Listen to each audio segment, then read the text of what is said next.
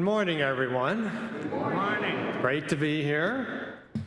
I'm going to do a reading. It's an online excerpt from Psychology Today, and it'll give a little bit of the scientific, not really scientific, but more rational reasons to trust your heart. 3 Reasons Why You Have to Trust Your Heart by Susanna Newsonen. Whatever you believe, here are 3 reasons why you should listen to your intuition. 1, your intuition is shaped by your past experiences and the existing knowledge that you gain from them. The more experienced you are in the domain you're deciding on, the more accurately your intuition can offer you the most optimal decision. Although it can be useful to seek counsel from others, remind yourself that they don't necessarily know what's best for you. Take their advice into consideration if they're more experienced than you are. In the end, your heart knows best.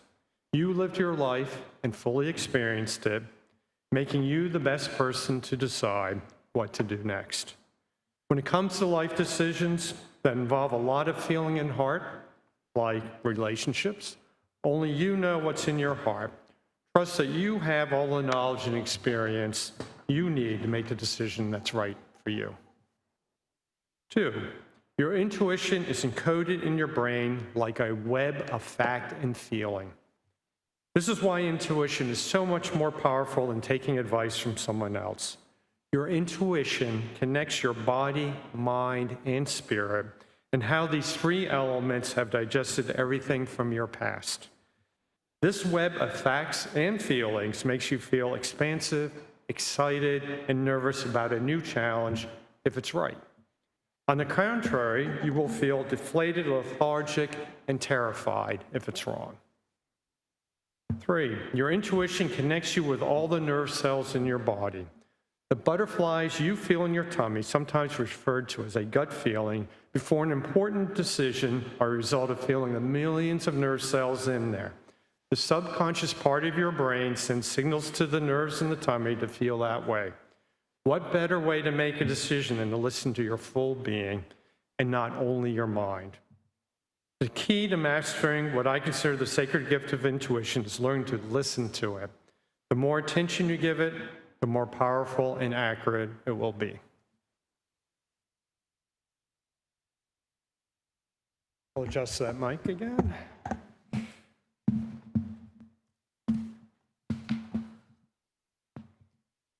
Like many Unitarian Universalists, I like to think of myself as a logical and rational person who calmly and dispassionately tackles problems, breaking them down into understandable segments and determining a viable solution.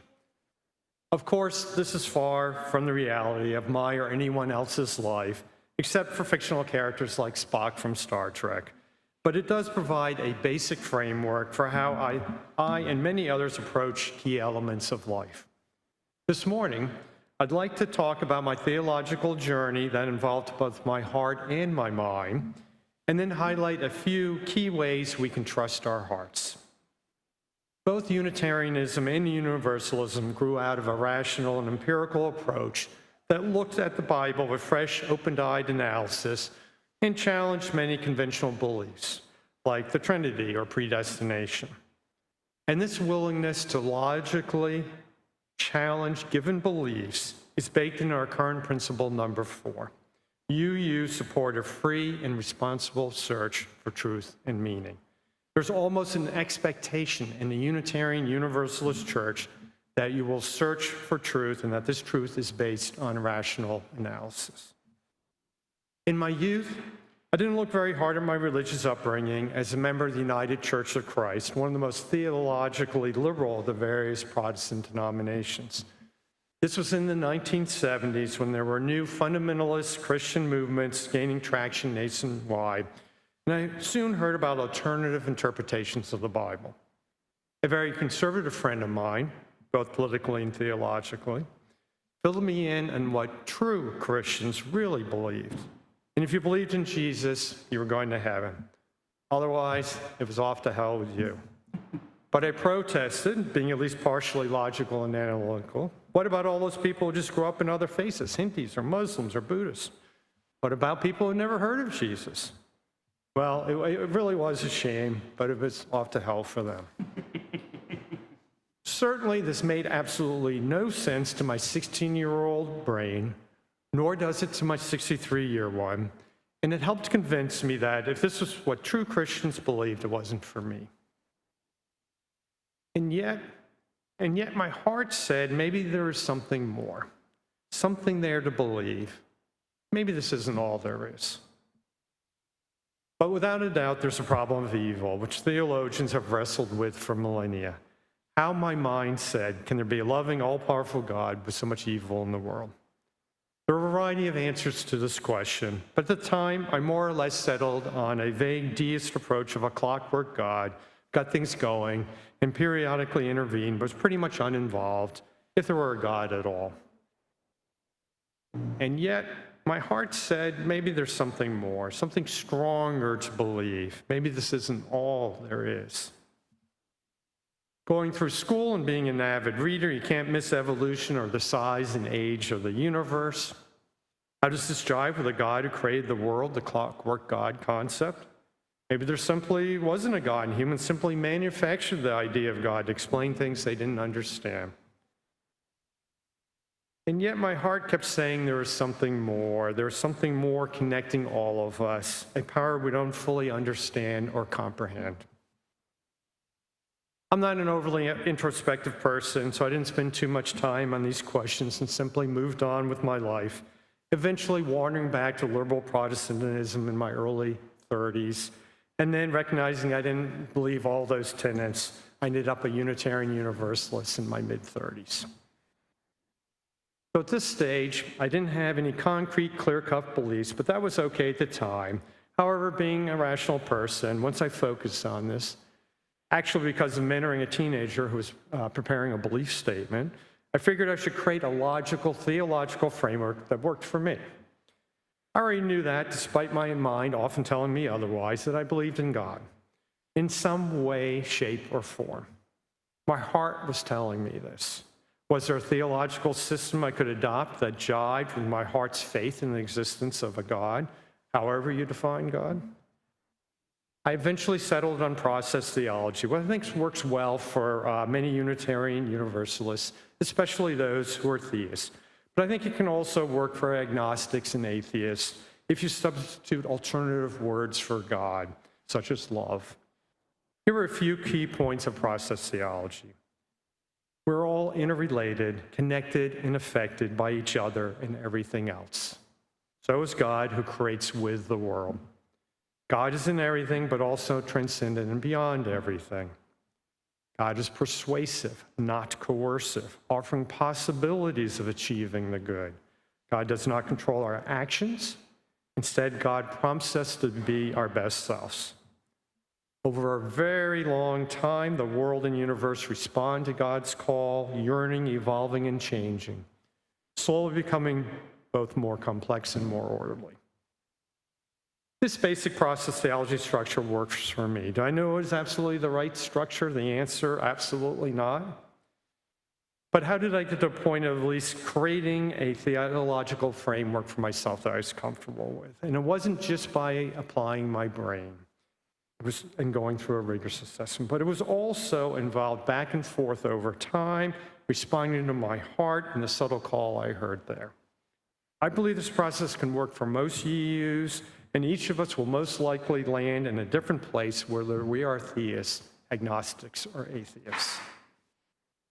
As Unitarian Universalists, it's important to trust both our rational minds and our more intuitive, instinctual, and emotional hearts. We need both working hand in hand. And so here are a few thoughts on strengthening our softer side. I'll start with love.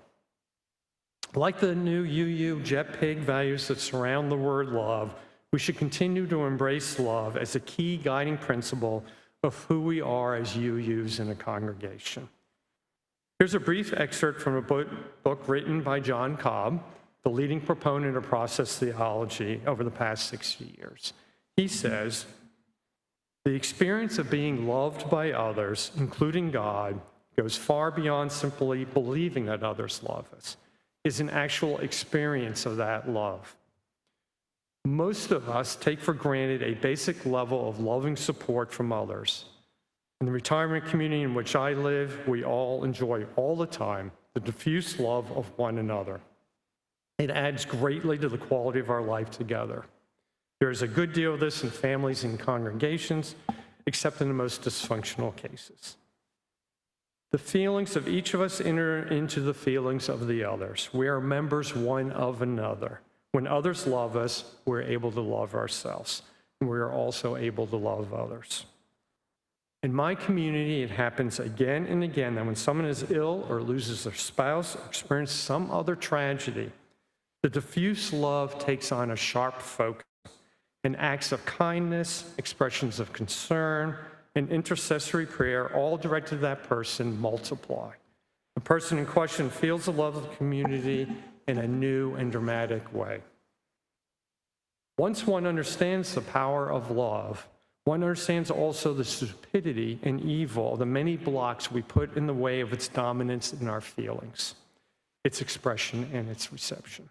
We understand more fully the high calling of our congregations as places of mutual love and caring, and how that increases their ability to minister to the world. I believe our congregation is excellent at embracing love as a defining characteristic of who we are, and can continue building on this strong foundation of love by trusting our hearts. Next, I'll touch on hope. Another emotion that our rational minds too frequently reject, albeit ably helped by our instincts, which seem to look for dangers and problems everywhere. Once you look for danger and risk, it's easy to find and become all-consuming, leading to complete collapse in hope, even nihilism. Yet hope is central to a well-lived, forward-looking life. Problems abound, for sure, whether it's personal or societal, but improvement does occur. On a societal level, would you really want to go back to the 1970s before significant progress was made on women, racial and ethnic minority, or LGBTQ rights? As Reinhold Niebuhr noted, nothing worth doing is completed in our lifetime. Therefore, we are saved by hope. It seems the current world conditions, the state of our politics, our hope has become trampled down, which is always the goal of tyrants. Instead, we must trust our hearts and be saved by hope, bending the world towards justice, expanding our embrace of hope and the power to slowly change our own lives and our society towards love. Finally, I'd like to mention awe and wonder. These emotions coming from our heart are a response to the transcending power of the world. There are times when this transcending power shouts to you from the top of the mountain, when there's an awe-inspiring sunset, transformative music, or breathtaking art. You feel connected to more than just your own personal space. But there are other smaller moments that inspire quieter wondering, like earlier this week when I was biking on a canal path and saw very close a large great blue heron on a log with two deer directly behind it in the water, sharing a moment together. Of course, I ruined the moment, shouting out to my wife that, hey, take a look at this, and that was the end of that, but it was a transcendent moment. If we look around slowly and thoughtfully, we connect with the awe and wonder of life, watching a bee move from flower to flower, collecting pollen, thinking about a smartphone and marveling at the ingenuity of its creators, staring at a leaf and for the first time really seeing its intricate beauty, enjoying a well-crafted meal transformed from everyday ingredients into a unique, delicious dish, having a conversation with a loved one. Trust your heart in these moments. As Ralph Waldo Emerson said, within us is the soul of the whole, the wise silence, the universal beauty to which every part and particle is equally related, the eternal one. When it breaks through our intellect, it is genius. When it breathes through our will, it is virtue. When it flows through our affections, it is love. Allow your hearts to break through. Trust your hearts in finding your place in the world. Be guided by love, hope, and awe. Amen.